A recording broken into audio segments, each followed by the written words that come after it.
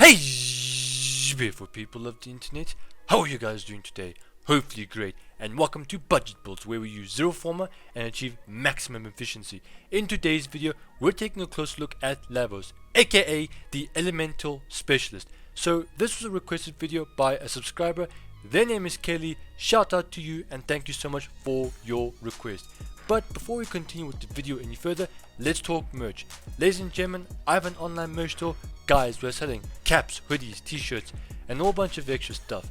If you would like to support me or the channel any further, go and buy some merch, and don't forget to tag me on my personal Instagram account at OneManArmyYigit or at OneManArmyYigit_merch, and we'll definitely do some shoutouts. And remember to Spartan click the subscribe button for more Warframe videos. And without further ado, let's get this build on the road, shall we? So let's talk about how Lavos works and his abilities. Quick side note though, I actually thought he was a mediocre frame just because of the way he performs and his playstyle, and boy oh boy was I wrong. In fact, if I had to be any more wronger, I'd be correct. And I understand that, wronger is not exactly an English word, but it is what it is. So basically, Lavos is this frame that loves to spread all of these primary and secondary elements to a group of enemies. This is very good because he is a very condition overload based frame. A lot of his playstyle will be versed on high level content. Now, the way he works is simple. So let's start off with his passive. Now, basically, he's got one of the best passives in the entire game, just because if you pick up an energy orb or a health orb, he'll gain a status immunity for 10 seconds. And 10 seconds is a very, very long time. Probably one of the best passives in the game. And why I say this is because let's say you guys are fighting the Infested or any other faction that likes to fight you with Toxin. Now, if you guys have been living under a rock, basically Toxin goes right through the shields, and as the enemy's level does increase, so will their damage output. In fact, Toxin can kill you within seconds if you're not careful.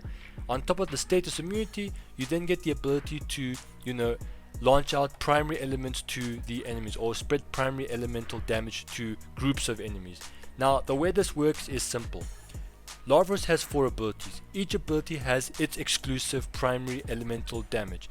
His number 1 has Toxin, his number 2 has Cold, his number 3 has Electricity, and finally his number 4 has Heat. Now, you guys can actually combine these elemental damages by, based on whatever order you decide to activate them. So let's say that you guys would like to have Viral, and in order to go and create Viral, you then have to mix it with Toxin and Cold. Now, in order to cause Viral, you basically have to hold your number 1 button, and then you'll have Toxin. And then when you have Toxin available, you then have to hold your number 2 button, and then you'll create Viral. Now, here's the fun part. Now, based off of the 4 abilities he has, will give you the option how you would like to spread these elemental damages. So let me go over Lavos' ability real quick. So our number 1 ability, we have Orphite or Orphidian Bite.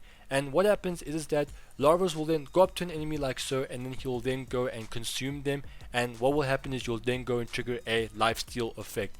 This, if you guys have been watching my videos for a long time, you'll know that any ability that has, a way to heal yourself at will is a huge welcoming addition in my books, because I absolutely love self-sustaining Warframe abilities. I like the fact that I don't have to worry about putting life strike or life steal on my melee ability. And as the description says, this ability has Toxin. Next, we have ourselves Vile Dash, and the way this works is basically Lavos has these roller skates and he just dashes through all the enemies. While he's doing this, he'll then leave a cold damage or cold effect damage in the background, causing the enemies to have a lot of elemental damages. Of course, if you guys do have viral or corrosive or whatever your chosen secondary element is, basically you'll then be able to spread that secondary element to groups of enemies. Think of this as a ability very similar to Hydroid's Dash, except this is actually a lot more cooler and more fun to use. Next, we have Transmutation Probe, and what Transmutation Probe does is basically he'll launch out this probe and then he'll lower the cooldown on all of your abilities. One downside to Lavos is that he doesn't have an energy pool, so you don't have to worry about energy siphon or picking up any form of energy. But when you guys do use any of these abilities, they'll have a cooldown. Now, what Transmutation Probe does is basically every enemy that gets affected, those cooldowns will then be reduced by 1.5 seconds. Of course, if you guys do add a Streamline, that cooldown will be increased further. And finally, we have Catalyze. And what Catalyze does is it's his ultimate ability, and basically he'll launch a probe that hits all the enemies in a humongous area.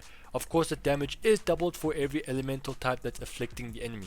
So in other words, if you guys want to maximize this ability, you then want to make sure that the enemies are hit with so much elemental damage that is absolutely nuts. In fact, as I'm going to show you guys in one of my gameplays, the game was actually struggling. My computer was actually struggling to like render all the graphics. In fact, it was slowing everything down. In the back of my head, I was actually extremely worried that my computer would start burning. But you know, Catalyze is actually a very powerful ability if you guys know exactly how to utilize it. One quick thing I do want to say is that this particular loadout is very expensive, and I don't recommend that the average Warframe player goes and uses it, just because some of the things I'm going to be using is not only mods, but also it's going to be arcanes as well that you can get from Fortuna. However, Lavos' greatest strength is also his greatest weaknesses. Now, Lavos is purely designed to take out tanky enemies, just like how Nidus is, except when you guys are playing in a regular squad, what's going to happen is your teammates will go and steal these kills, and a lot of your abilities won't really be that worth it, because you know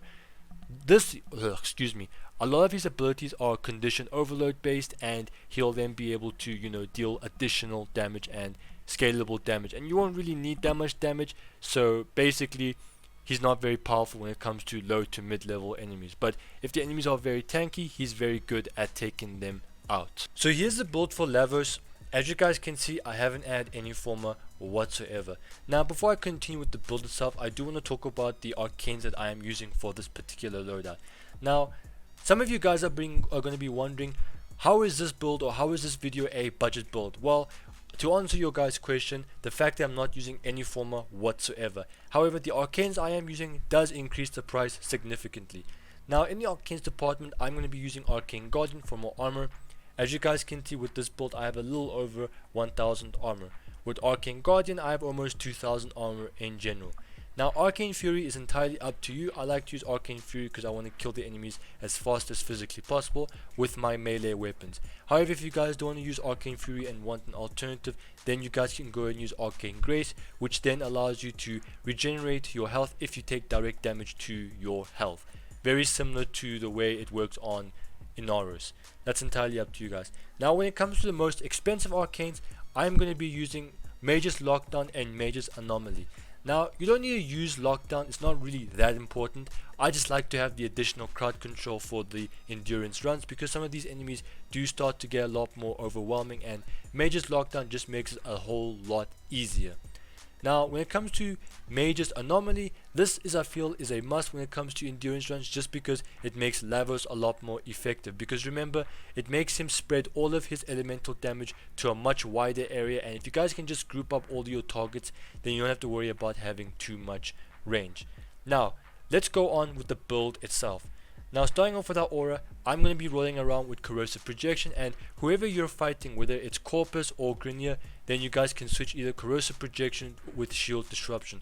Do not put on Energy Siphon, you're just going to be wasting a aura space. The reason for this is because, remember, Lavos does not have an energy pool, he is pure cooldown based. Now, next up we have ourselves Steel Fiber for more armor. Remember, Lavos' default has about 600 armor at the start. By adding Steel Fiber, you're then going to pull over a little over 1000 armor.